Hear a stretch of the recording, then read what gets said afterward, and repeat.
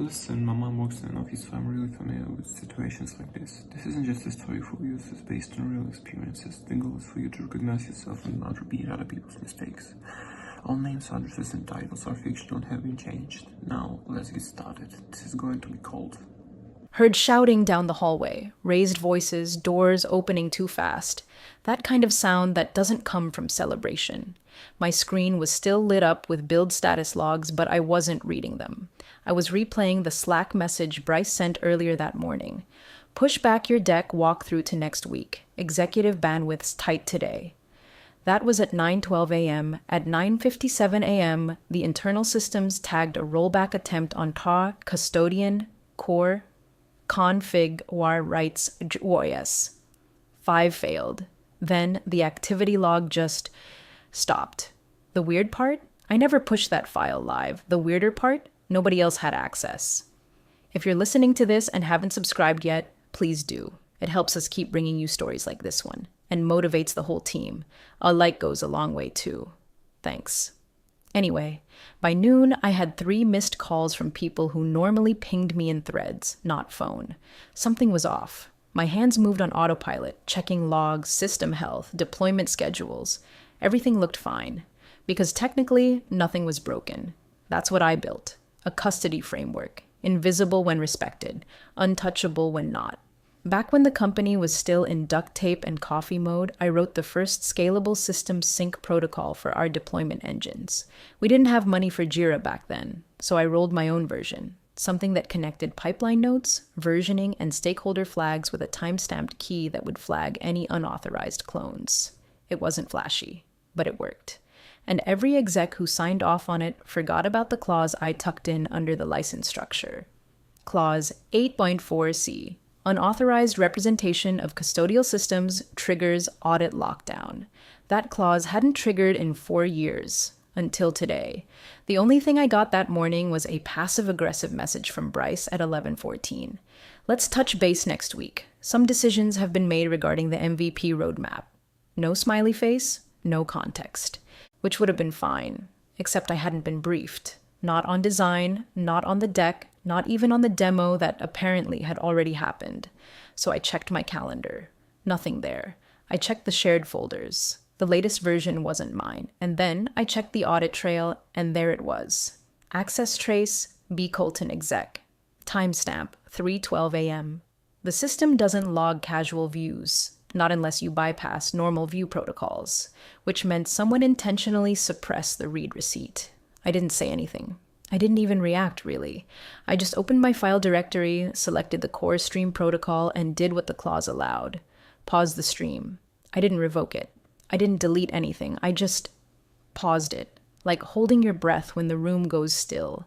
The thing about custody is it's not about control, it's about stewardship. Ownership when others forget who built what. What I'd constructed wasn't just a build pipeline, it was a verification archive, designed to protect against exactly this kind of thing. And Bryce? Bryce had just pulled a clone from the wrong branch and slapped his initials on it before walking into a meeting I never got invited to. I didn't yell. I didn't storm in. I just filed a brief report to internal audit under clause 8.4c, attached the access log, and added one line. Custodial representation violated, stream paused pending compliance verification. Then I disabled 3 fallback admin tokens tied to legacy credentials. No system alerts, no outage. But the countdown had started, and Bryce had no idea. I watched him say it like he was recapping brunch plans I'd obviously forgotten to RSVP to. Just the core team, he said again, like that should clear things up. As if I hadn't written every automation that made that build go live. As if I hadn't worked late 3 nights last week, syncing the cross-region sandbox log so the demo wouldn't implode in front of investors. Sounds good, I replied. Same tone I'd used to a barista who forgot my order but smiled anyway. I walked back to my desk, didn't sit. Just stood there for a second, hands resting on the chair back like I was steadying a ship. That was the moment. Not the clone, not the calendar ghosting. That smirk. The shrug in his voice when he implied I was just looped out. I opened the core stream dashboard, pulled up the audit console, and flagged the license anchor under Control Clause 8.4c. It's not a power play. It's protocol. The clause exists for one reason: to stop unauthorized hands from pretending the system is theirs to present. A few years back, when the board approved infrastructure independence, I embedded the clause with legal's blessing. The language was deliberate. Custodial triggers activate upon falsified representation or exclusion of architect from rollout proceedings. It wasn't theoretical. It was guardrail code. And now Bryce had clipped the guardrail. Full speed, eyes closed. I didn't say a word to him. Didn't ask why I was cut out. Didn't demand a follow-up. I just documented. Flagged the misattribution. Attached the time-stamped clone signature from 3:12 a.m. and the Slack message that told me to push back walkthrough. Timestamp, 9:12 a.m. Then I wrote a note to internal audit. Clause 8.4c, violation confirmed. Custodial access deferred. Core framework paused pending verification. That's all it takes. One sentence, one clause. Bryce wouldn't feel it at first. Custody doesn't explode, it waits. It leans. While that set in, I disabled 3 legacy admin tokens still linked to the original shell. Bryce once begged me to leave open in case of emergencies. All 3 were still live. All 3 still had branch access. All 3 were now gone. I closed the terminal, pulled up my local logs, and watched the commit trail go still. No new pushes, no webhook pings. Then I made coffee. Across the office, Bryce was laughing with someone from marketing. His voice was smug sugar, overconfident, overloud. He loved making other people feel like they were late to something, like the moment had passed and it was their fault for missing it. But this time, he wasn't ahead. He was already outside the system. The meeting he smugly recapped, it was technically invalid because under the license they all forgot about, no rollout can be considered compliant if the core custodian is excluded. Clause 8.4c doesn't care who's smiling in the room. The worst part is, he still thought this was about visibility. It wasn't. It was about proof. And the system, my system, doesn't lie. He edited the wrong branch, pushed a build that didn't match the approved code tree, replicated my work poorly, and branded it streamlined. That word again. Streamlined. Like cutting corners was innovative. By the end of the day, engineering had started noticing weird behavior in the sandbox. Sync lags, timeout flags. I got a few DMs, quiet ones. Hey, is there something up with Core Stream today? I didn't reply. I just documented the pings, labeled the thread, stored the attachments, and waited.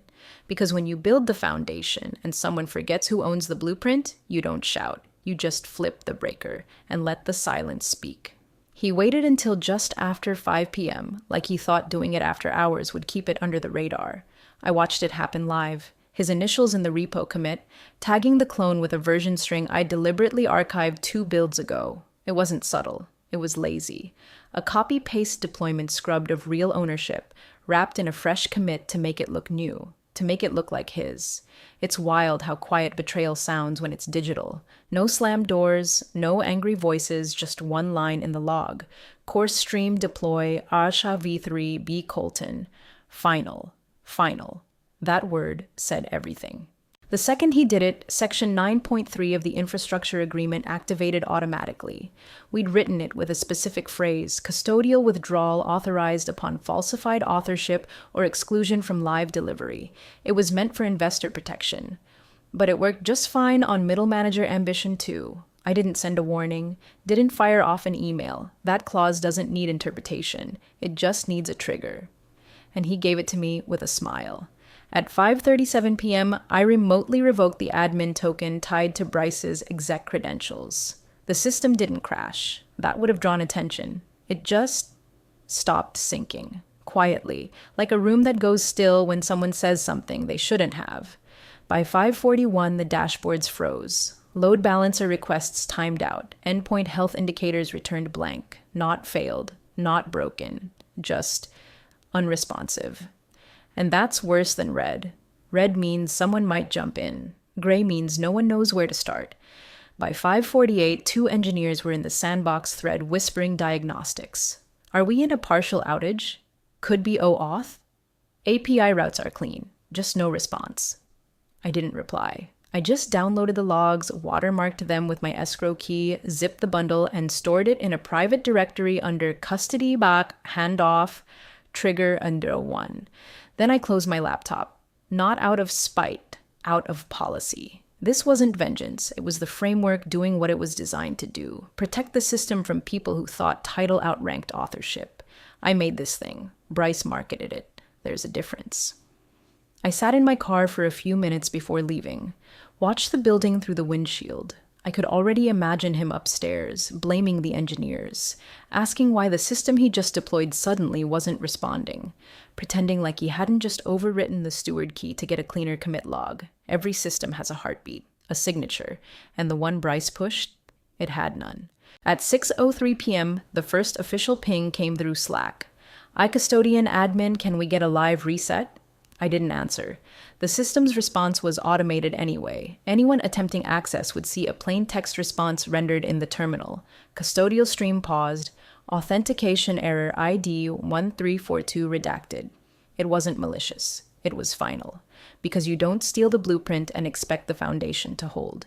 You steal the blueprint and you find out, too late, that the walls were wired to the architect all along. Launch day was supposed to be loud. Buzzing Slack threads, impromptu coffee runs, Bryce pacing in front of the TVs like some tech sector Phil Jackson barking, "Go live in T-5," while refreshing metrics. Instead, it was quiet. So quiet you could hear the fluorescent lights hum. I came in early, though I didn't need to. My job, technically, was already reassigned, per Bryce's subtle reshuffling earlier that week. My name no longer appeared in the rollout brief. I wasn't CC'd on the stakeholder memo. I didn't exist on the core team. But the system knew me, still does. At 8:52 a.m., the first check-in hit the thread. Anyone else getting Newell returns from the payment API? At 9:01, a developer replied, "Sandbox works fine. Live just isn't echoing anything." By 9:09, the dashboards were up on the big screen, and they were blank, not red, not in error state, just blank. A horizon with no sun. Bryce arrived at 9:17, full of pep and caffeine. "Let's get eyes on traffic." No one replied. One dev gestured to the blank monitor. Another scrolled endlessly through logs that weren't updating. Bryce's voice started rising. Why isn't the system loading the mirrored instance? One engineer, James, quiet guy from systems, finally spoke. "There's no mirrored instance to load." Bryce blinked. "What?" "There's no data in the branch you deployed," James repeated. "It's an empty shell. The config paths call modules that don't exist." That's when I knew he'd skipped the notes, the real ones. The structure he pushed? It was a ghost. Visually similar, but gutted. It referenced core components still housed in the escrow stream, the ones you can't overwrite unless you hold the custodian key, which Bryce, of course, did not. Because I built the stream with split path validation. Every production file carried a signature, hash verified, license mapped, and embedded with fallback escrow routing, which meant unless you had the real access token, the files wouldn't error, they'd vanish. At 9:26, the QA lead posted in the channel, "Hey, who removed all custodian core rights.js? It's asking for escrow token." Silence. Then Bryce. "What the hell is custodian core?" My phone buzzed. A private Slack ping from Jalen, my former mentee. Just 2 words. He doesn't know. No, he didn't. Bryce had never once looked into the back-end dependencies, never read the license footer in the system he'd been parading around to investors. He thought because the interface worked in staging, it would survive production. But there was no production. There was a breathing machine paused mid-inhale, waiting for the right credentials to finish the sentence. At 9:41, someone from finance pinged the rollout group asking why the customer portal wasn't processing Stripe syncs. By 9:45, the first client ticket came in. By 10:05, Bryce was on the phone in the hallway, voice low but rising. "Well, no, someone must have touched the routing structure. We tested it. It was there yesterday." "No, Bryce, you tested a clone, and the real system doesn't perform for counterfeiters." Meanwhile, I sat 2 desks away, sipping stale break room coffee, reading a book. I didn't need to interfere. The build was working exactly as written. This wasn't a failure. It was the system holding its breath, waiting, silent, like me. They didn't open with a threat. That's not how compliance works. When they called me Monday morning, the voice was polite, almost gentle, like someone carefully cracking open a safe they didn't want to trip. "Hi," she said. "We're reviewing some language from the Core Stream Custody Agreement. Would you be available to walk us through your interpretation of Clause 8.4c? Interpretation. That word always makes me smile. There's no interpretation when the clause is written by the architect. There's only function. I didn't ask questions, didn't waste time. I opened my private archive folder, tagged with the same escrow ID that auto-pings legal whenever a custodial pause is triggered. Forwarded 3 files: the license agreement, highlighting sections 8.4c, 9.3, and the appended custodian override addendum signed by the founding CTO and general counsel 3 fiscal years ago. The Slack transcript from the week before, Bryce's push back your deck walkthrough message, the calendar ghosting, and the QA lead's baffled post about high-end custodian core writes JOS. The version control report from Friday morning, his initials on the stale clone, time-stamped 5:37 p.m., matched against the actual verified build hash I'd parked under the paused stream. That was all I said in the reply. No editorializing, no commentary, just, per request, custodial execution trace enclosed. What I didn't mention was that legal already had this. Had it for 72 hours, in fact. The system had sent the escrow packet the moment I revoked Bryce's token, time-stamped, encrypted, delivered. Within hours, the signs of fallout started surfacing. Quietly at first. Jira updated the project tag from active launch support to on hold custodial review. Then a Slack channel appeared in my sidebar. Nasan Compliance Core Stream. Invitation only. No emojis, just a slow drip of structured messages. Verifying asset chain. Requesting architecture audit. Standby for IP assessment. Then came the thread that tipped the balance. Someone from infrastructure, Anup, I think, posted in the internal governance group. Does anyone have clarity on who technically owns Core Stream custody? Legal's asking. I didn't reply. Someone else did. Jalen. He wrote, as of latest license amendment, K. Baird, listed as architect and custodian through FY26, verified escrow token holder. Silence. Then a short message from legal. Confirmed. Escrow timestamp aligns with the custodial pause. No breach detected, just execution. And that was it. 1 sentence, nothing dramatic. But if you know how these systems work, how startups protect their IP when founders embed ownership in architecture, that sentence is the quiet equivalent of a boardroom gavel. Bryce didn't message me, didn't walk by, didn't even send a passive-aggressive Slack emoji like he usually did, because he knew. Or was finally starting to. I didn't celebrate, didn't screenshot the messages or forward them to friends. This wasn't a victory. It was just truth, landing. He tried to present something he didn't build. He tried to bypass a system that doesn't forget. And now, that system, my system, was doing exactly what it was designed to do. Freeze, flag, forward. It never had to scream. It just had to show its receipts. I heard him coming before I saw him. The hallway carpet always gave him away. Heels too heavy, stride too fast, like someone trying to prove he belonged in charge of gravity. I didn't look up when he stopped in the doorway. Not at first. I was halfway through cleaning up a regression flag in the logging script. It was a quiet task, the kind that keeps your hands busy while your mind watches everything else unravel in slow motion. He didn't knock. Why don't my badge and company accounts work? He snapped.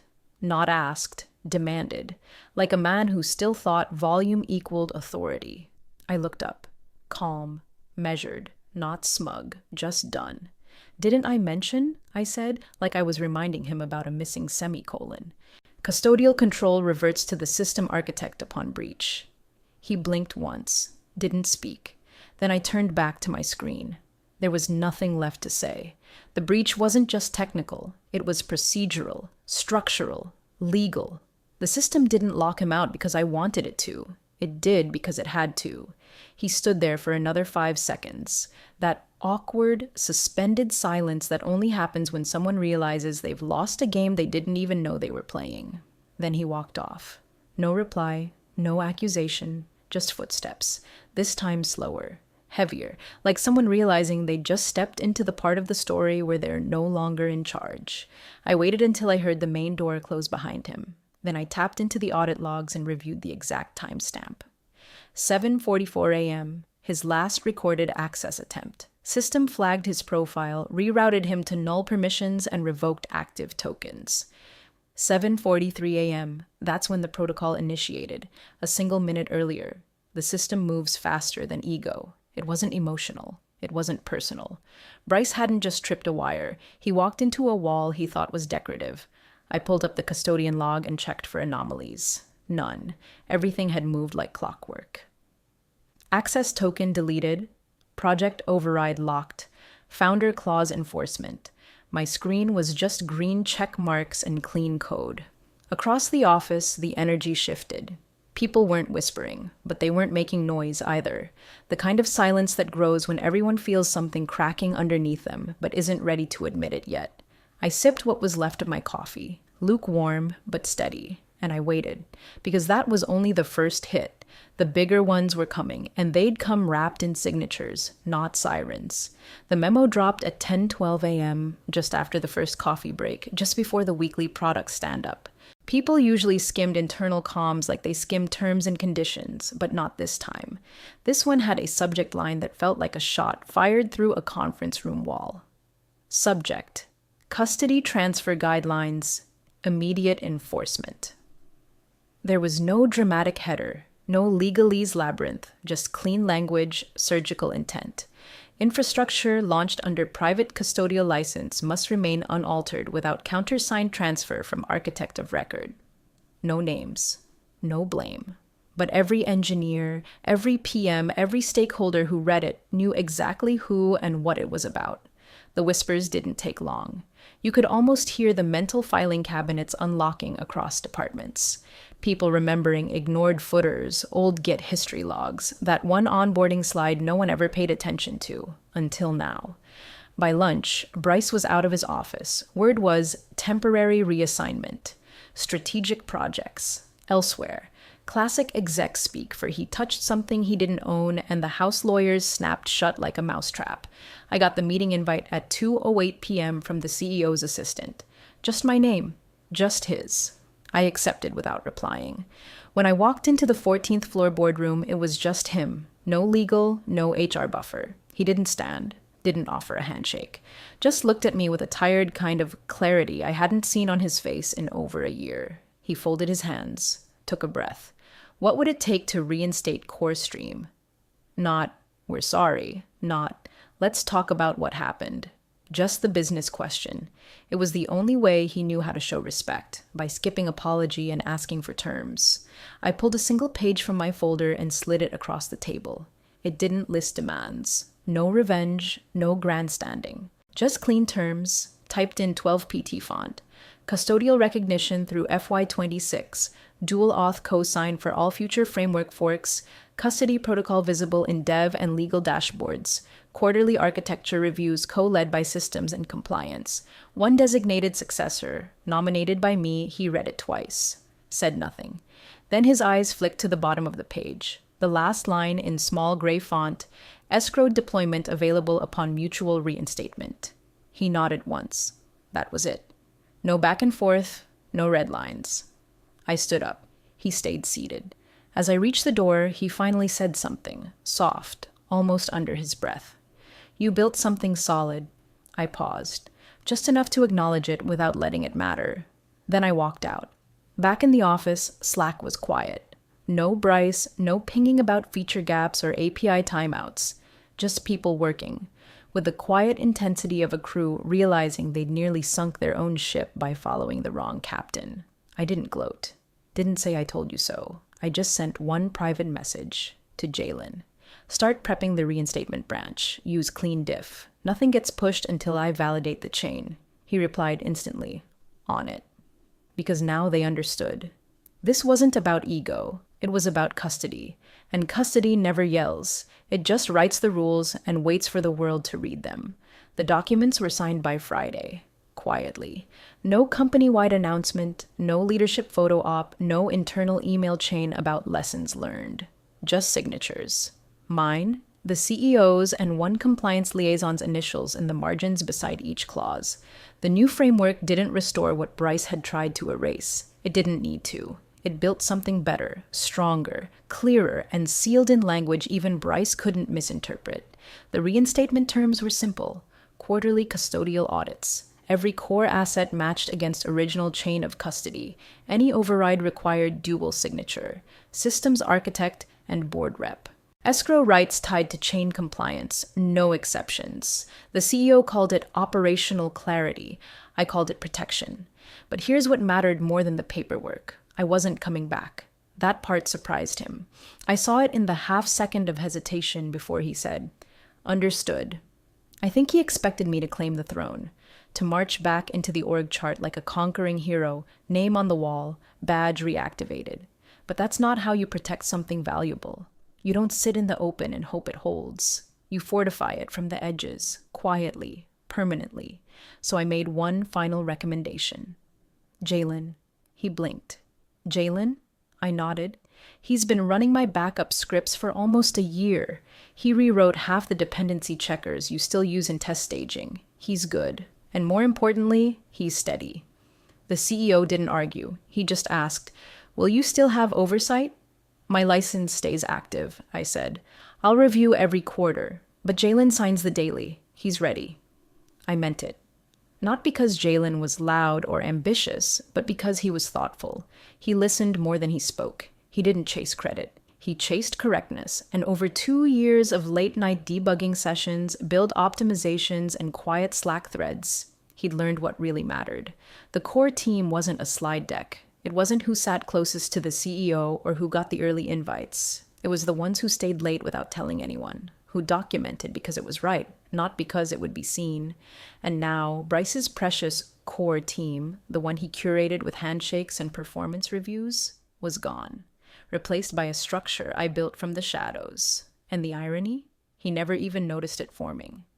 Jalen took over the branch the following week. First deployment under his lead went live without a hitch. No errors, no rollback, just clean delivery and a short note in the version log.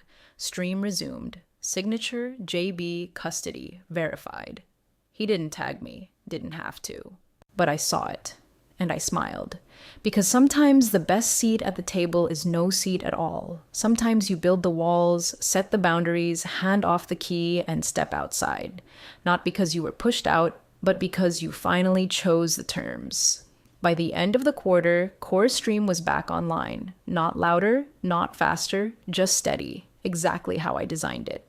The panic had drained from the building like a slow exhale, and the silence that followed was different now. Not suspicious, not scared, just still. Like an engine finally tuned to its right rhythm. Jalen was thriving. You could see it in the logs. Cleaner commits, fewer hotfixes, comments left in his code that sounded like notes to a future engineer instead of a desperate breadcrumb trail. He started mentoring one of the junior devs, too. I didn't suggest it. He just knew.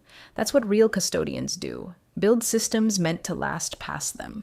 Every time someone logged into the admin panel, there it was in small text at the bottom of the screen. Quiet. Unmoving. Custodial framework, Core Stream v3.0. License to K. Baird through 2026. Escrow, key required. Some people noticed it and moved on. Others whispered about it in planning meetings, like a rumor that had become architecture. Nobody dared touch it. Not anymore. I never heard from Bryce again. Not a Slack message, not an apology, not a ping asking what really happened. I imagine he's somewhere else now, polishing a different pitch deck, trying to act like what happened here wasn't a loss, just misalignment. People like him don't write postmortems. They write new bios. But the people who mattered, they learned. At the next board offsite, buried between revenue projections and expansion slides, one line flicked past on a deck labeled Operational Lessons. Respect system boundaries or be locked out. No attribution, no case study, just the warning. I didn't raise my hand, didn't nod. I just sipped my coffee and looked out the window. They didn't need to know I'd written that slide, or that I was the reason they understood what it meant. Because control doesn't come from yelling in meetings or cutting in line for credit. It doesn't come from titles, calendars, or who gets invited to what. Control is quieter than that. It's a license clause at the bottom of a file no one thought to read. It's the backup protocol no one noticed being triggered. It's the silence between clicks, the one that only breaks when you've crossed a line that was always there, waiting. Control isn't about shouting, it's about writing the rules they didn't bother to read.